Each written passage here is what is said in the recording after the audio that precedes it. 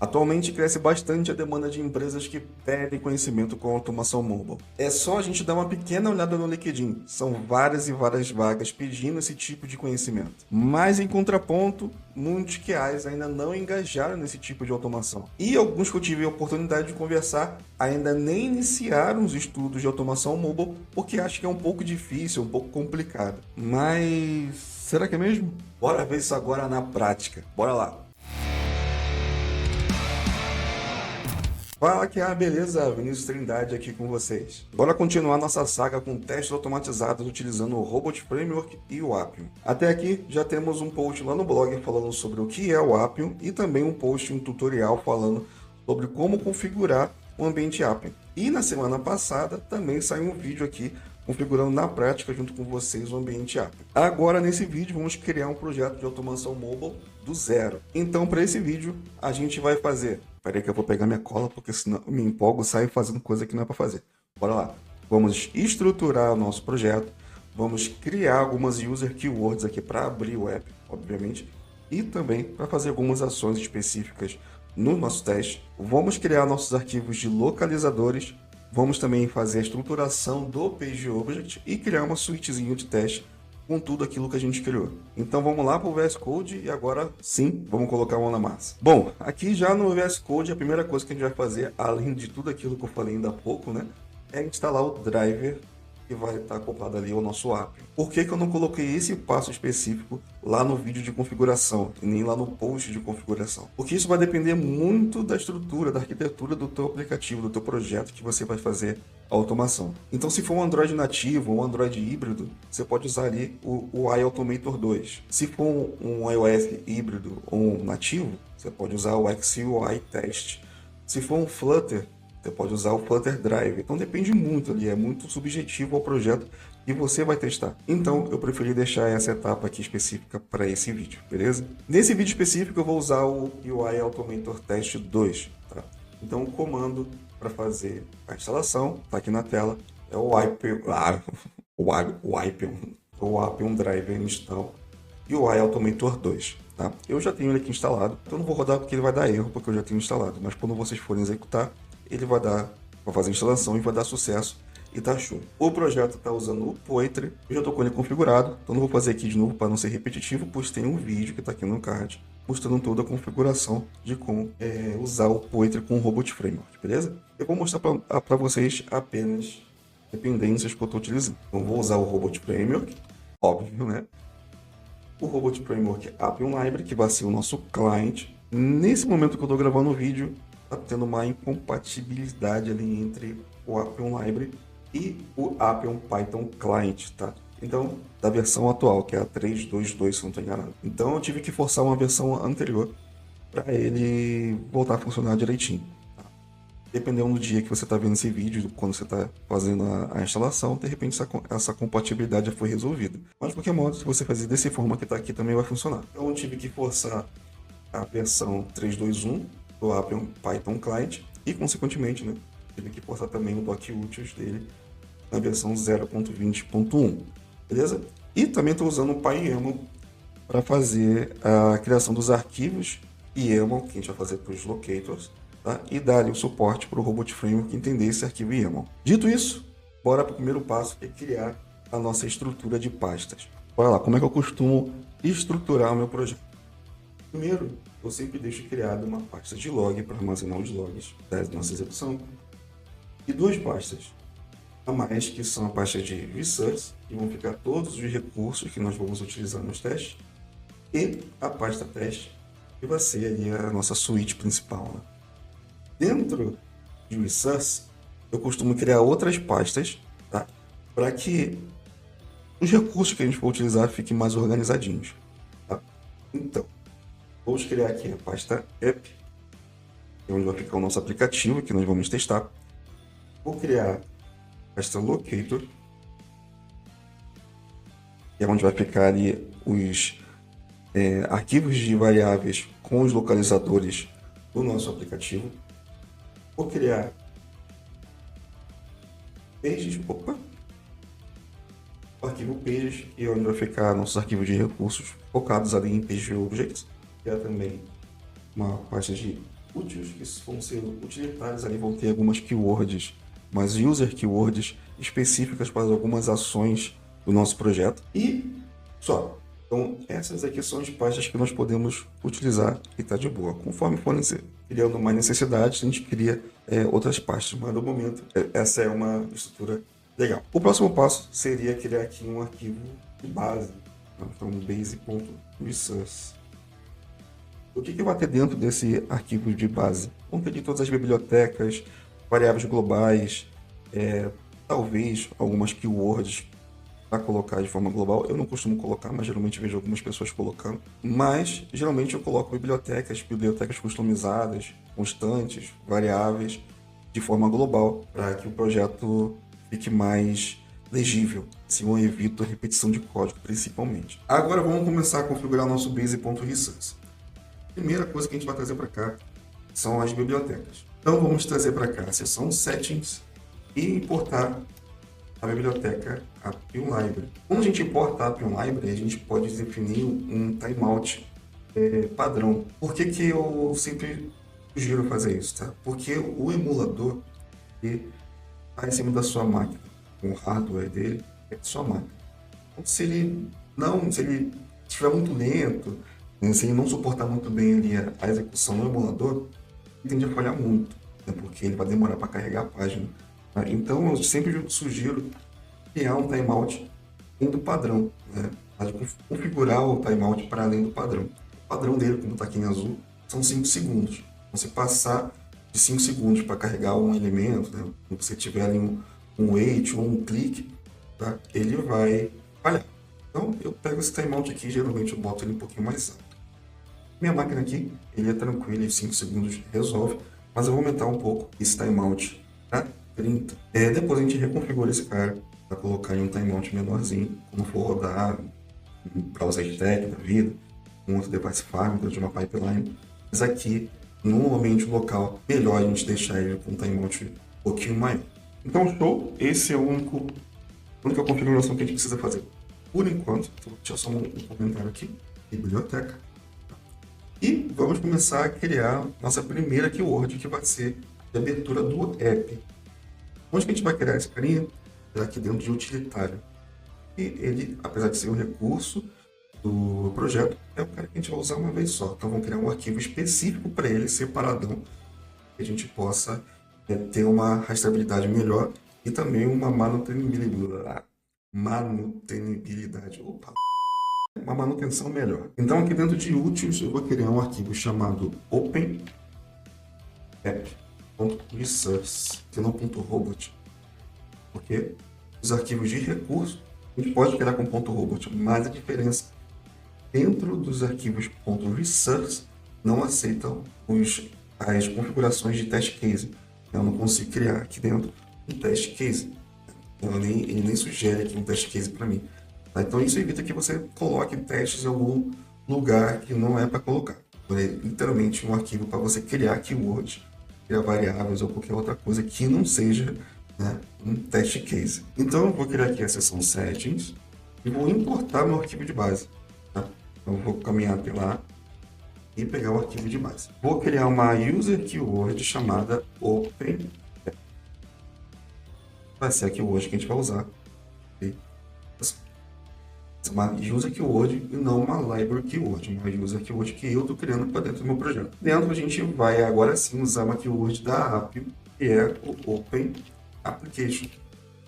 Esse carinha aqui é que vai receber os capabilities que vão ser responsáveis para fazer algumas ações do nosso projeto. Ele também, obviamente, abrir a aplicação. A primeira coisa que ele vai te pedir por padrão vai ser a URL do servidor do Appium.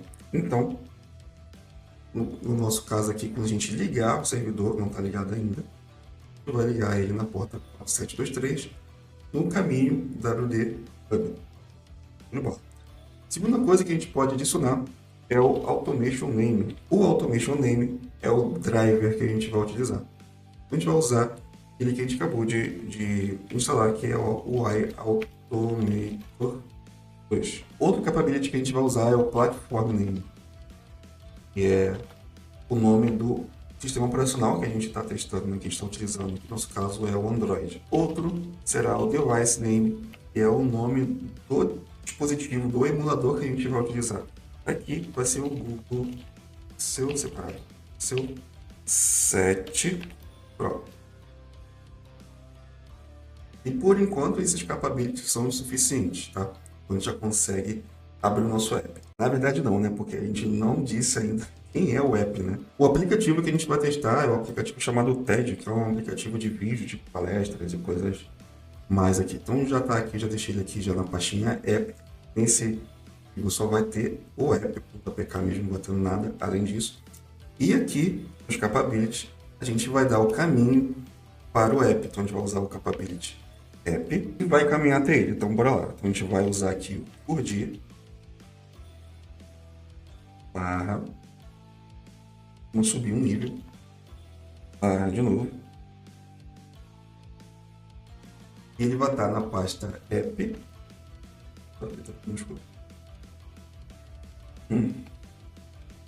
De novo. app.apk. Com isso aqui já é o suficiente para a gente conseguir abrir o nosso app. Vamos agora criar um test case aqui, uma suítezinha só para abrir a aplicação. Então vou criar aqui um tipo de teste chamado TED.robot. Vou adicionar aqui os settings. Vou colocar aqui uma importação do arquivo de base.resource. Vou adicionar a seção test case e vou criar um cenário aqui. Cenário acessar dispositivo por enquanto. Beleza? Como a gente criou esse arquivo utilitário, a gente tem que levar ele lá para o base.resource. Então vamos criar aqui lá no base. Separaçãozinho. Link de úteis. Resource. E vamos lá para Resource. Úteis. Open App. Agora essa suíte tem acesso ao Open App. Beleza? Eu vou até mudar o nome aqui agora para Open App. Muito fácil. Então vai ser Open App. Vamos poder importar ele aqui. App. E é isso, tá simplesão. Para executar, a primeira coisa que a gente precisa fazer antes de executar o comando de execução do robot é ligar o Appium Server. O comando vai estar aqui na tela para vocês, mas é o Appium -pa wd hub. Com esse comando ele vai ligar o Appium Server para fazer com que o nosso cliente, que é o Appium Library, consiga se comunicar com o emulador. Perfeito? Então aqui já está dizendo aqui que tem um driver disponível para ser utilizado, que é o iAutomator 2, que a gente acabou de instalar, né? E vamos abrir um outro terminal para rodar o teste com o robot. Eu vou adicionar aqui um sleep de 30 segundos, para a gente poder ver aqui o app abrindo, tá? Porque ele vai abrir e vai fechar, não vai nem esperar, né? Flash screen carregar. Abrir o app, tá show para ele. É o que esse comando, esse aqui, o Word, espera. Ele consiga abrir a aplicação. Então, para rodar o teste, vamos executar o comando, tá aqui na tela também. Robot -d log -d vem de output dos arquivos de log do robot e ponto. O ponto está dizendo para o robot, ó, vasculha todos os arquivos até encontrar um arquivo de suíte de teste. Vamos dar enter e vamos ver se vai funcionar direitinho.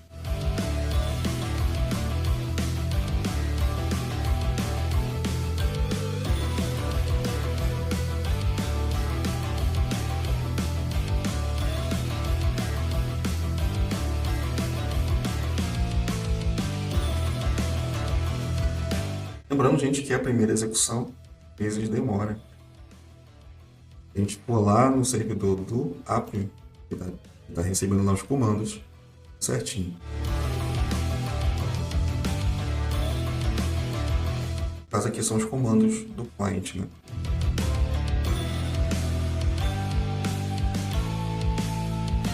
A gente pode ver aqui que ele já abriu, né, o app. Agora está indo no sleep de 30 segundos.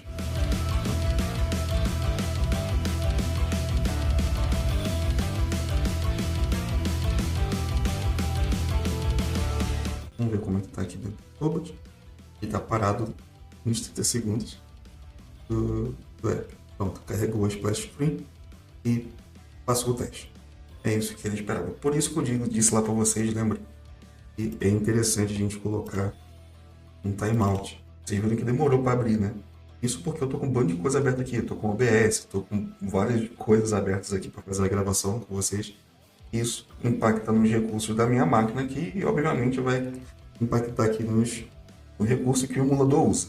Tá? Então é bom a gente, pelo menos nesse momento que a gente está criando as automações, né, colocar um timeout um pouquinho maior. Tá? É para evitar falso positivo e ter dor de cabeça desnecessária. Agora que a gente já conseguiu abrir o aplicativo no nosso emulador, agora está na hora de a gente começar, né, a desenvolver ali os pages, pegar ali os elementos de cada página e criar os page objects. Mas primeiro vamos dar uma olhada na navegação que a gente vai fazer aqui para vocês entenderem qual é o teste que vai ser feito. Então lá dentro do aplicativo a gente vai clicar aqui no botão Let's Go, vamos selecionar um tema de interesse, vamos clicar em Next, vamos selecionar aqui algo que a gente deseja criar com frequência, né? Vamos selecionar qualquer um, apertar em Next. Vamos dar um skip aqui por enquanto na parte de login, vai clicar aqui embaixo, skip this for now, e vai ver aqui a home, esperar a home carregar, né? E ver o elemento home carregado.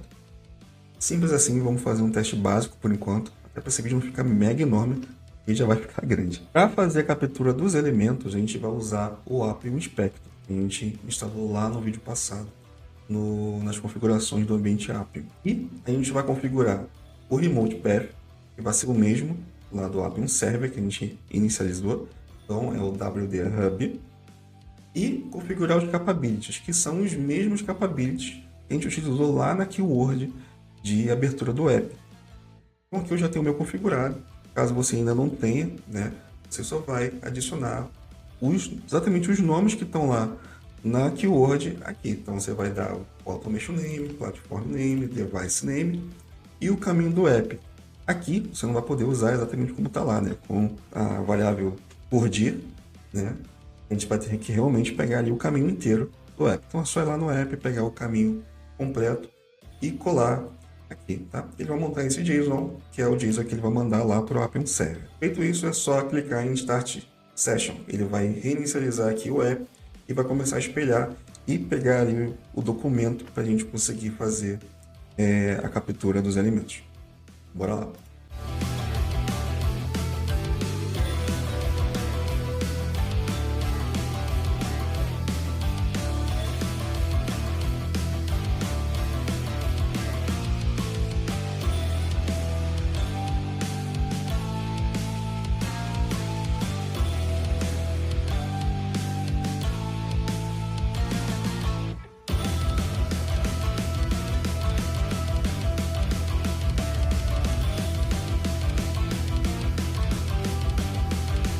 Beleza, então já estamos aqui com o Appium Inspector inicializado, sessão inicializada, e com o app aqui do lado aqui para a gente fazer nossas ações.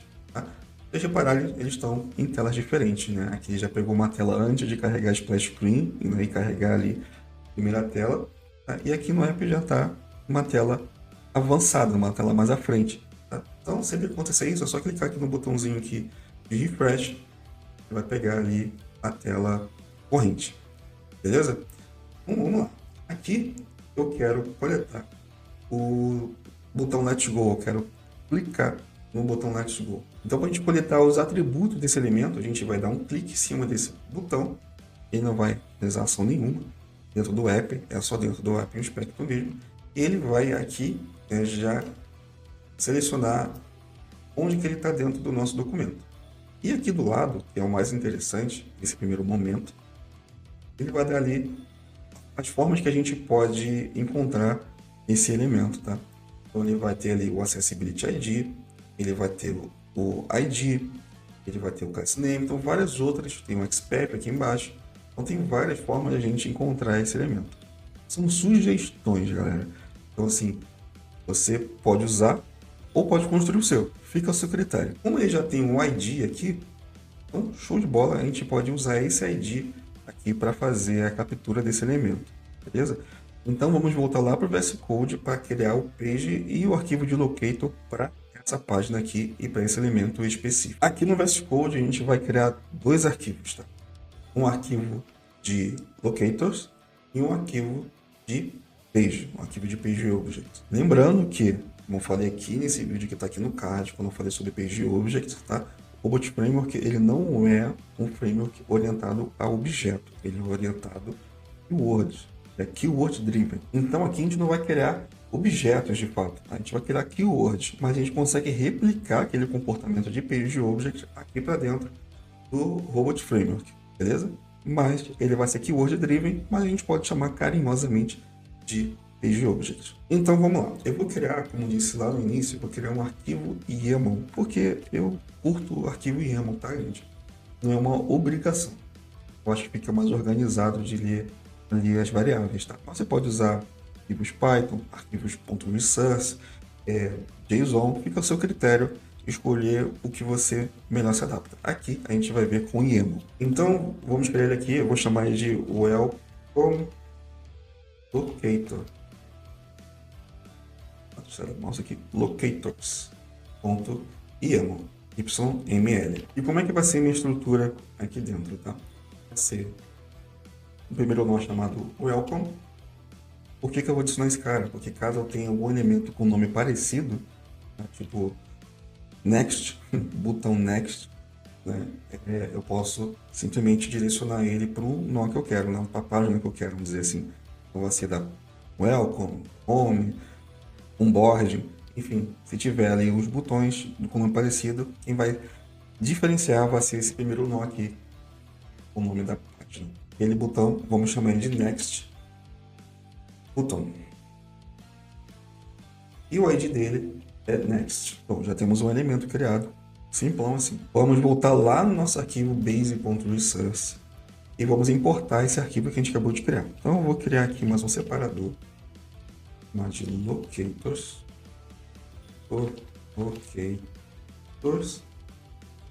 Vou importar ele como variável, ele é um arquivo de variável, e vou dar o caminho dele. Então vai estar em resource, locators e welcome locator. Então, beleza, ele está disponível agora no meu projeto.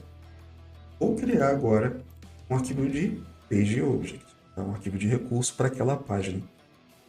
Vou chamar de welcome page.source. Vou importar o arquivo base.resource. Vou caminhar até ele. E vou criar aqui a minha keyword. Eu costumo criar as keywords em inglês. Por quê? Tá? Porque as keywords, as libraries keywords, elas têm um nome em inglês. E quando a gente começa a criar user keywords em português, fica um samba do crioulo doido. Então fica cheio de português com inglês, português com inglês. Então eu crio tudo em inglês. Eu só vou usar português caso necessário eu precise usar Gherkin.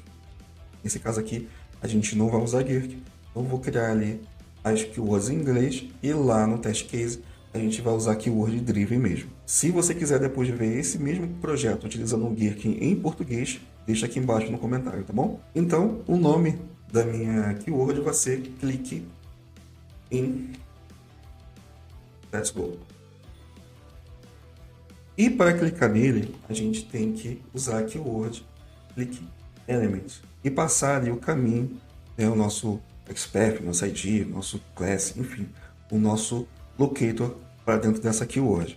Então a gente vai passar no argumento locator o nosso locator. Então vamos lá, a gente vai para welcome.next button, que é o nome do nosso elemento. Espera aqui, mais fácil. Beleza. Click element, então tá show. Mas só isso mesmo? Não. A gente tem que sempre garantir que o elemento está visível em tela, que a gente consiga ter certeza que a gente vai conseguir clicar nele. Então, antes desse clique, a gente vai mudar um wait element is visible. Wait until element is visible. E vamos usar o mesmo elemento. Então, quando for executado essa keyword, ele vai fazer um wait usando esse tempo aqui de timeout, 30 segundos. Quando ele aparecer, ele vai clicar no elemento. Se não, ele vai falhar. Bom, como a gente já criou esse carinha aqui, a gente agora tem que importar ele no arquivo base.resource. Então, vou criar aqui um outro separador, chamar de pages. Vou importar ele como um arquivo de recursos, usando ali a configuração de resource, e vamos caminhar até ele. Resource, page, welcome page. E vamos lá na nossa suite e trazer ele para cá. Clicking in Let's Go. A gente pode até tirar o OpenTed daqui e colocar ele como um setup, porque ele é uma pré-condição do nosso teste e sem ele a gente não consegue testar. Né? Então, para fazer um setup a nível de test case e não a nível de suite, a gente vai fazer um setup e passar a keyword que a gente quer executar como setup. Então, ele vai executar essa keyword sempre antes de cada test case que esteja aqui dentro dessa seção test case. Então, se tivesse mais de um cenário, você executaria isso aqui várias vezes. E também a gente pode adicionar um teste teardown, tá? E pedir para ele fechar a aplicação sempre que terminar um test case. Então, qual vai ser o caminho que ele vai percorrer? Vai abrir nossa aplicação, vai clicar em Let's Go e vai fechar a aplicação logo em seguida. Vamos executar aqui para ver se ele está realmente agora clicando no botão Let's Go. Então, vamos lá, -d-log. Opa. Pronto. Eu vou dar umas aceleradas nessas partes onde tem o movimento do Enter e a execução de fato. Esse vídeo não fica muito grande, tá bom, gente? Aí quando eu começar a execução, eu coloco na velocidade normal.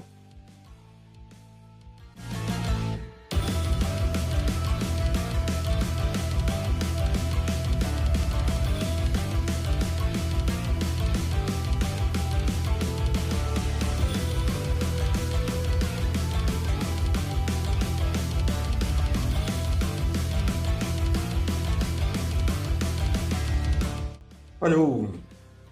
Tivemos uma falha. E essa falha aqui foi proposital, tá, galera? Deixei falhar de propósito, porque isso aqui acontece bastante, tá bom? Bora entender o que aconteceu. E o erro está dizendo pra gente, ele não encontrou o elemento next, que é o elemento que a gente acabou de mapear. Aqui está aqui, dentro do arquivo YAML, dentro do null welcome, com a variável next button. Tá? E está lá dentro, né, do nosso welcome page ali sendo utilizado pela nossa keyword. Só que esse problema não tem nada a ver com o elemento que a gente capturou. Ele está certinho, ele é o ID com nome next. Na verdade, esse problema vem de uma outra origem, que é a falta de um capability aqui no Open Application. E é o capability Disable ID Locator Autocompletion. Vou dar uma explicação bem rápida aqui para ele, para não sair muito do norte aqui desse vídeo. Mas, por padrão, tá? O Appium, ele, baseado no driver que ele está sendo utilizado, ele autocompleta, ele faz um autocomplete nos elementos que são passados para ele. No caso, ele está fazendo isso com um elemento next aqui. Então, baseado no driver que a gente está usando, ele vai ter um comportamento ali de pegar esse next e adicionar algumas outras informações. Vou botar Android barra next, Android barra ID, dois pontos next, e por aí vai. Ele vai fazer várias tentativas até conseguir encontrar, né, a forma certa de clicar, e às vezes ele não encontra, como acabou de acontecer logo de cara aqui. Então, para a gente desabilitar esse comportamento, para fazer com que ele use exatamente aquilo que a gente passou para ele como elemento para ser utilizado, a gente tem que desabilitar, né, esse comportamento de autocomplete. Para isso, a gente usa esse capability passando o booleano true. Por padrão, ele é false. Tá? Então, na hora que a gente passar essa informação para ele, ele vai deixar de fazer esse autocomplete e vai usar exatamente aqui o next. Tá bom? Lembrando que isso é baseado no driver, então ele vai com o XC, o teste, o Flutter Driver vai ter comportamentos parecidos, mas ele vai fazer o autocomplete de uma outra forma. Se você quiser que eu fale um pouquinho mais detalhado sobre esse comportamento, desse capability específico, que eu acho que é importante até a galera ficar sabendo, deixa aqui embaixo nos comentários que eu faço um post lá no blog justamente para falar sobre esse cara, beleza? Agora vamos executar novamente para ver se o ajuste de fato teve efeito. Bora lá.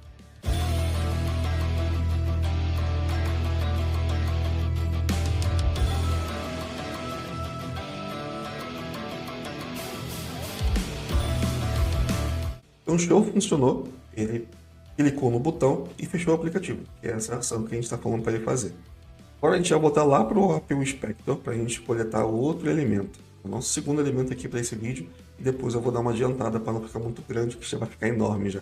Mas a ideia dessa vez é coletar um XPath e lá dentro do nosso YAML, dentro do nosso projeto, utilizar uma estrutura para que a gente consiga segmentar os dispositivos, né, as plataformas que a gente vai utilizar para executar o teste. Aqui está só o Android, mas a gente pode fazer um exemplo simples ali, só para mostrar a estrutura de como seria ter um Android e um iOS dentro do mesmo arquivo. Bom, eu já estou aqui na tela seguinte, na tela do botão Let's Go, né? Quando a gente clica lá no botão Let's Go, ele vem para cá, para essa tela. E aqui a gente vai selecionar, né, um interesse, aquilo que a gente quer ver dentro do aplicativo. E quando a gente clica em um desses elementos, né, no caso aqui Technology, por exemplo, a gente percebe que ele não tem ID. E aí, né? Não tem ID, o que a gente faz? A gente vai usar ali nosso querido XPath. E o Appium Inspector ele já tem uma funcionalidade bacana que ele já sugere alguns XPaths para a gente. Às vezes são XPaths absolutos, né? Mas geralmente são relativos, que nem esse daqui, né? Então, é um XPath bem arrumadinho, bem direitinho, que dá para a gente utilizar no nosso projeto. Às vezes vem bem zoado, precisa dar um tapinha para ficar mais legível, mas geralmente ele vem bem legível, bem utilizável, vamos dizer assim. Mas a gente quer levar para o nosso projeto, né, algo que seja mais reutilizável. Bom, se vocês repararem bem, tá? Eu já estou aqui com o Technology selecionado e dentro desse XPath ele vai me dar ali o Resource ID, tá? Typography, e vai me dar o texto, né, que está dentro dele, que é Technology. Tá? Se a gente for aqui para Science, vocês vão reparar que vai acontecer a mesma coisa. Tá? Ele vai dar ali Science ID Typography e o texto Science. Isso vai acontecer para todos os que estão aqui. Dito isso, já que vocês já repararam aqui qual é a semelhança entre esses elementos, vamos levar esse carinha lá para dentro do projeto e vamos ver o que a gente pode fazer com ele. De volta para o VS Code, vamos lá criar nosso arquivo de locator, nosso novo arquivo de locator. Deixa eu fechar isso aqui, é só o base porque a gente vai usar toda hora, né? E vamos lá para a pasta locators. Vamos criar um novo carinha chamado interest locators. Eu vou primeiro colocar aqui o nome da página como primeiro nome, então é interest, dois pontos. Lá naquela página eu tenho o botão Next e também tem o ID Next, tá? Então, eu não mostrei para vocês, mas é o que está lá, é o último botãozinho lá. Então a gente vai chamar aqui de novo ID Next Button. Ele também tem o ID Next. Tá? E vamos trazer aqui para baixo o elemento que a gente acabou de capturar lá. Tá? De novo aqui. Vou mostrar aqui para vocês. Vou pegar aqui e volta. Aqui. Esse vai ser o elemento que a gente vai configurar aqui agora. Ele é uma lista, né? Então eu tenho vários elementos ali dentro. Vai entrar dentro de uma lista, né? Então a gente pode chamar aqui de interest list. Tá? Mas perceba só, olha só. A gente poderia chamar esse elemento aqui, na verdade, de interest innovation.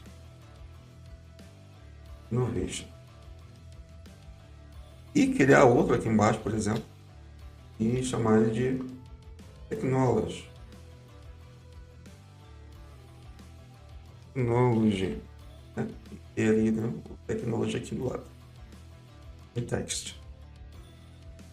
Só que acontece, a gente ia ter vários nozinhos aqui só porque mudou o texto.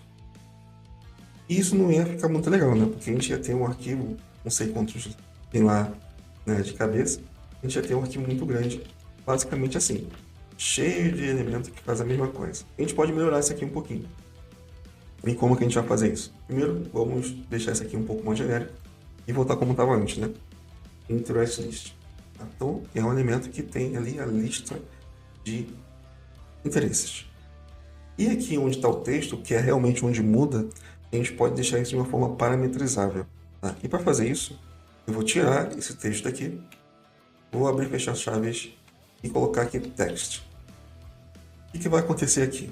Lá quando a gente for criar a nossa página, o nosso page, tá? A gente vai fazer ele de uma forma que a gente consiga formatar esse elemento para trocar esse text, tá, pelo nome que a gente quer utilizar lá, seja technology, seja o outro que eu acabei de esquecer o nome, enfim, seja todos aqueles nomes daquela lista que está naquela página ali.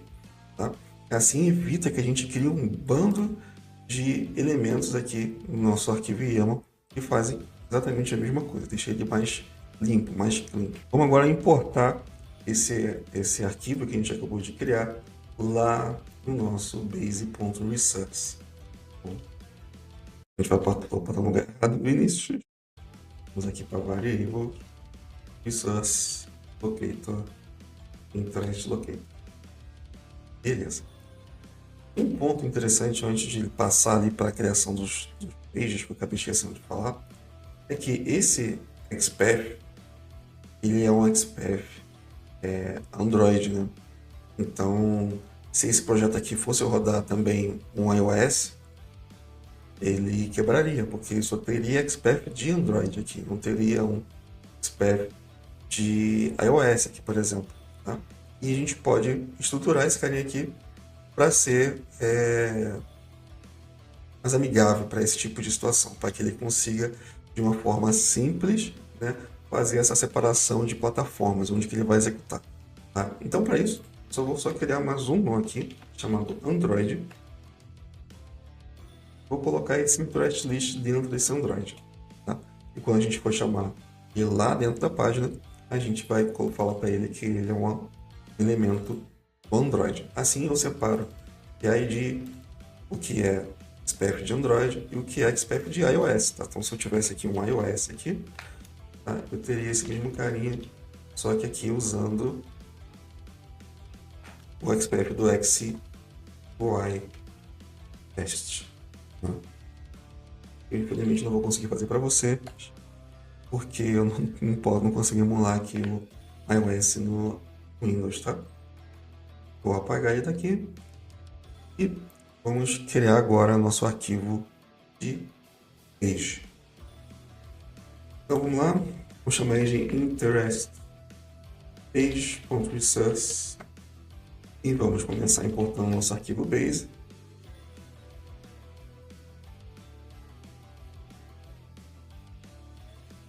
Base onde está lá o nosso arquivo de variável importado. Vamos criar a seção keyword e vamos chamar essa keyword de select interest. Essa keyword vai ter um argumento. Criar argumentos para uma keyword, a gente usa aqui na configuração arguments. E qual vai ser o nome desse argumento? Né? A gente pode chamar aqui ele de interest name. Interest name. Tá? Então vai ser o nome de um daqueles da lista que está aparecendo na tela. Então, antes de clicar nele, a gente precisa esperar ele, né? Assim como a gente já viu anteriormente. Então, a primeira coisa que a gente vai fazer é dar um wait elemento is visible. E vamos importar o elemento que a gente acabou de criar. Lembrando, para baixo, ele está em interest.android.interestList. Só que dessa forma aqui, como eu coloquei, ele simplesmente vai trazer esse elemento com texto, ele não está formatando. Então, para formatar ele, eu vou usar aqui o ponto format, abre parênteses, vou colocar o nome do parâmetro aqui, que é text, que a gente acabou de criar aqui embaixo, text, igual, entre aspas, o nome, né, do interest que a gente vai utilizar. onde vai vir o nome desse interest aqui, esse argumento, interest name. Ele vai entrar aqui e vai fazer, né, a formatação aqui desse elemento, tá? Depois é seguir o mesmo caminho que a gente já tinha feito antes. Então a gente já esperou ele ser exibido, agora a gente vai clicar nele. Então clique Element. Vamos pegar aqui esse mesmo elemento e trazer para cá. Além disso, a gente tem uma outra peculiaridade com essa tela, que é o botão Next, a forma como ele se comporta. Se repararem, ele está desabilitado agora. Eu não consigo clicar nele. Não consigo. Ele só fica habilitado no momento em que eu seleciono uma desses interesses aqui que estão na lista. Aí sim eu consigo clicar e seguir para frente. Fora isso, eu não consigo. Ele fica desabilitado, eu não consigo clicar. Então, mesmo que eu dê aqui um Wait Elements Visible, ele vai falar, beleza, estou vendo o seu elemento, né? Então, se eu der aqui, não sei vocês, mas quando tem alguma coisa aqui na frente do teclado, eu não consigo teclar. É meio louco, né? O meu elemento é esse aqui. Next Button. E pedir depois para ele dar um clique nele, ele vai fazer, falar, opa, eu estou aqui, eu estou vendo o seu elemento e eu cliquei nele. Só que ele está desabilitado, ele não vai dar erro, ele vai clicar num elemento que está desabilitado. E não vai fazer nada na sua página e vai dar erro. Tá? Então, para isso, a gente precisa fazer uma outra abordagem para que a gente consiga garantir que o elemento está visível, ele está habilitado e que ele pode ser clicável. Tá? Não tem uma keyword, a gente pode até olhar aqui na documentação. Lá na documentação do Appium, a gente não tem uma keyword que espere o elemento estar habilitado. A gente tem aqui uma keyword que deseja que o elemento esteja habilitado, né? Que é uma validação e não um elemento de espera implícita. Mas a gente ainda assim consegue fazer uma espera implícita baseada nessa keyword que está aqui, tá? Que é o element should be enable. E a gente precisa dela, não tem muito para onde correr. A gente vai precisar dela, então vamos construí-la aqui agora. Lá dentro da pasta úteis, vamos criar um novo arquivo chamado custom keywords. Vão ser keywords customizadas ali para a gente utilizar de uma forma global no nosso projeto. Tá? Não tem relativamente a ver com a aplicação, mas sim para fazer alguma ação específica. Tá? Então, vamos aqui trazer os settings. Vamos importar o arquivo de base.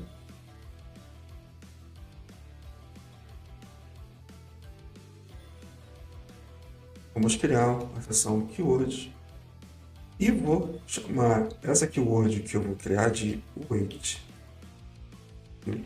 element is enable. E é o que eu quero fazer, né? Quero esperar até que o elemento esteja habilitado.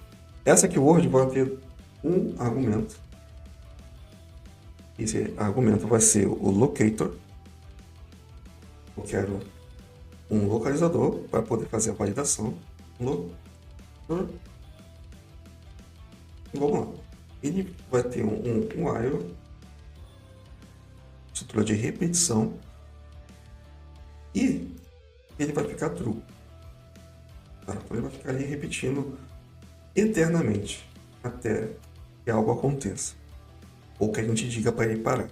E dentro dessa estrutura while a gente vai trazer para cá o element should be enable e no locator a gente vai trazer o locator. Só que preste atenção, né? Como a gente está trazendo ele aqui, a gente vai executar esse cara para sempre, mesmo que seja verdadeira essa cláusula aqui, essa condição, né? Mesmo que ele esteja de fato verdadeiro, ele vai continuar sendo executado. Então, a gente, para sair dele, a gente tem que falar um exit for loop. Tá? Mas dessa forma que está aqui, ele vai executar, vai sair, mas A gente não vai saber se está certo ou está errado, né? Se ele encontrou, se ele está de fato habilitado ou se ele está desabilitado. Ele simplesmente vai entrar e vai sair, não vai acontecer nada. Então, esse exit for loop não vai servir. A gente precisa primeiro criar uma outra keyword aqui para que a gente consiga entender qual foi o status da execução dessa keyword. Tá? Então, a gente vai usar a keyword run keyword de return status.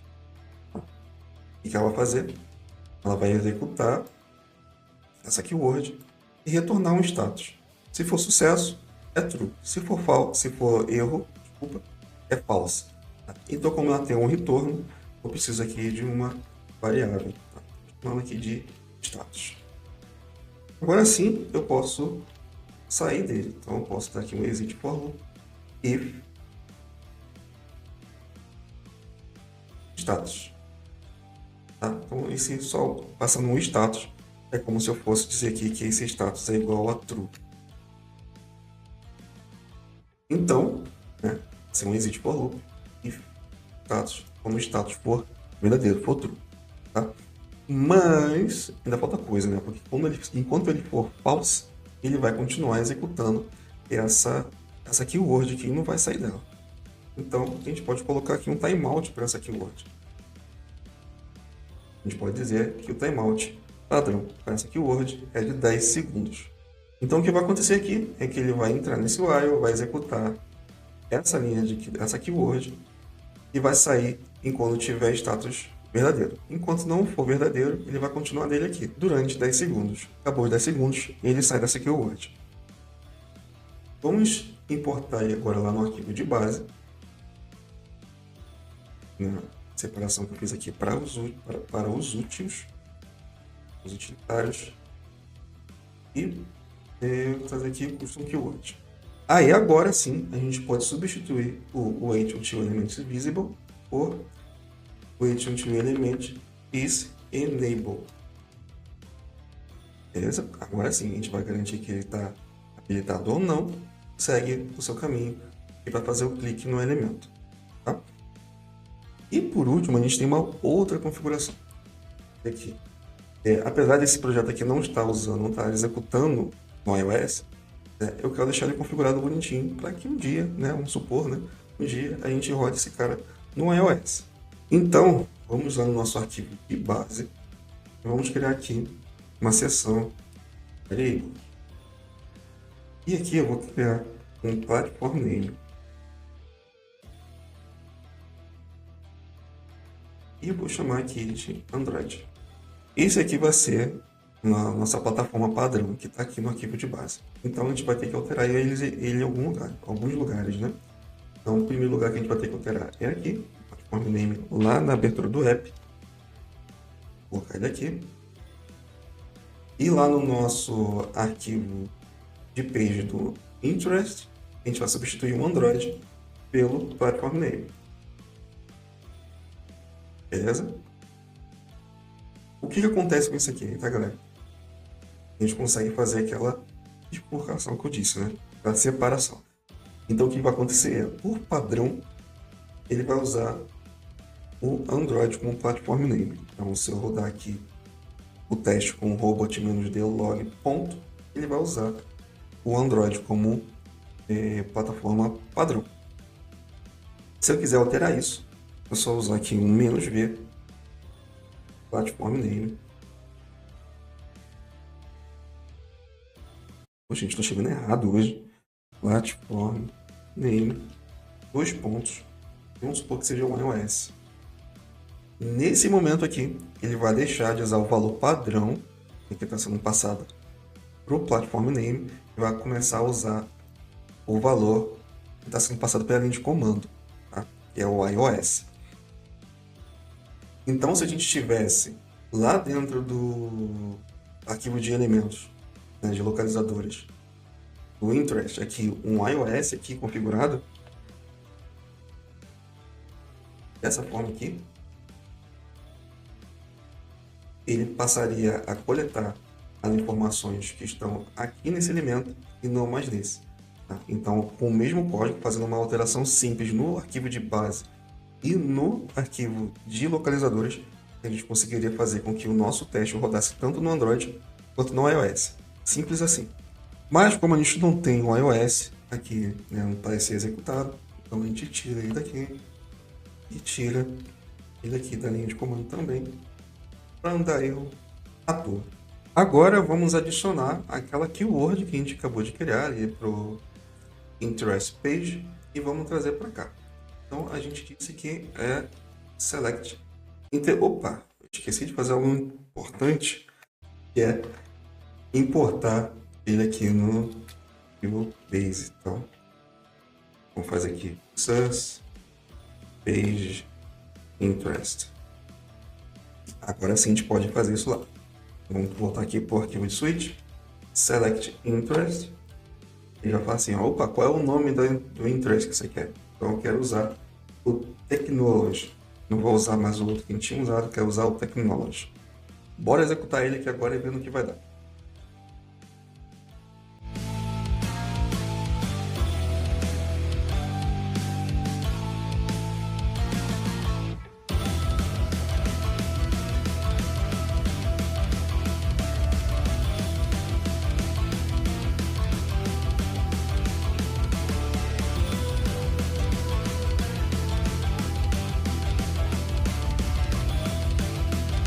Então, show!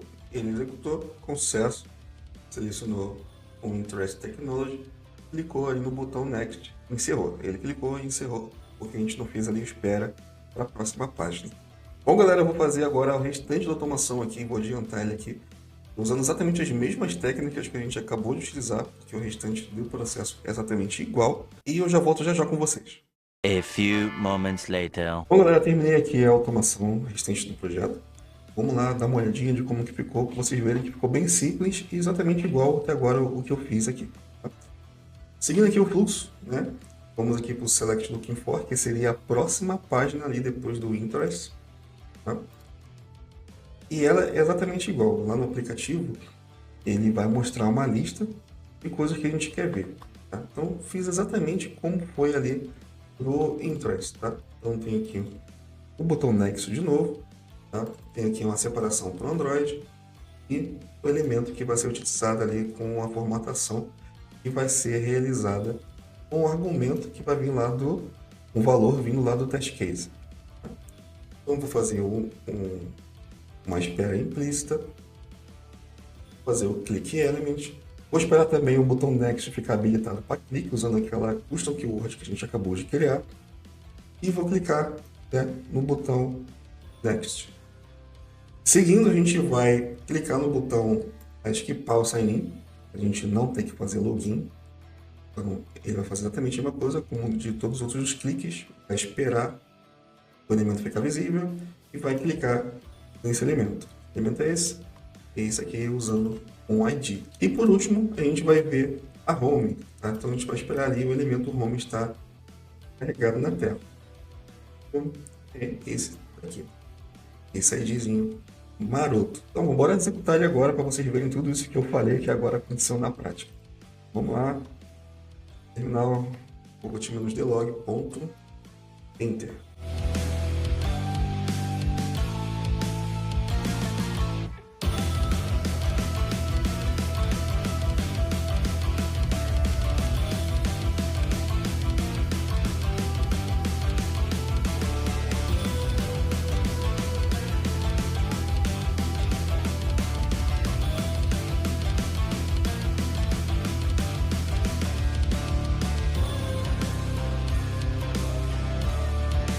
E tá lá, nossa primeira automação mobile usando o Appium feita com sucesso. Bom, pessoal, podemos ver nesse exemplo simples que a gente fez aqui juntos que a automação mobile não é algo surpreendentemente difícil, como muitos acham. Tem sim as suas particularidades, as suas diferenças, principalmente com relação à automação web, mas ainda assim não é algo muito difícil. A gente realmente só precisa ter mais cuidados ali com os capabilities que nós estamos utilizando e principalmente ali com os comportamentos que a gente vai ter dentro da nossa aplicação. E também colocar em mente, né, que a velocidade do que está sendo executado no seu emulador não necessariamente vai ser a velocidade do teste que vai ser executado lá no Device Farm, no Browser Stack ou no AWS Device Farm da vida. Que geralmente na nossa máquina de trabalho a gente tem muita coisa aberta e né, um poder de processamento para rodar um emulador e recebendo ali requisições do Apple, né, vai ser prejudicado consequentemente. Então sim, é normal dentro do emulador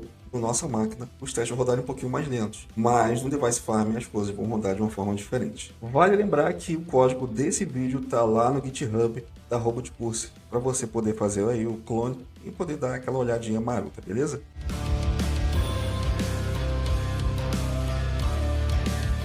Agora é a sua vez. Me diz aqui embaixo nos comentários o que você achou desse vídeo. Te ajudou, não te ajudou? Achou muito complicado usar o Appium ou não? Achou muito simples a utilização do Appium junto com o Robot Framework? Vamos conversar aqui embaixo nos comentários, beleza? E se você chegou até aqui, está gostando desse vídeo e de demais conteúdos que a gente está gerando, tanto aqui pro canal, tanto lá pro blog, quanto lá na página do LinkedIn, cara, dá essa moral. Se inscreva aqui no canal, ativa o sininho para receber notificações dos próximos vídeos. Curte e compartilha com seus amigos para que mais pessoas consigam assistir esse vídeo e que eu possa também ajudar, consequentemente, mais pessoas a destravarem na automação utilizando o Robot Framework. Lembrando que tem mais 2 vídeos aqui do lado para você continuar aqui comigo e aprendendo um pouco mais sobre o robot, beleza? A gente se vê no próximo vídeo. Valeu!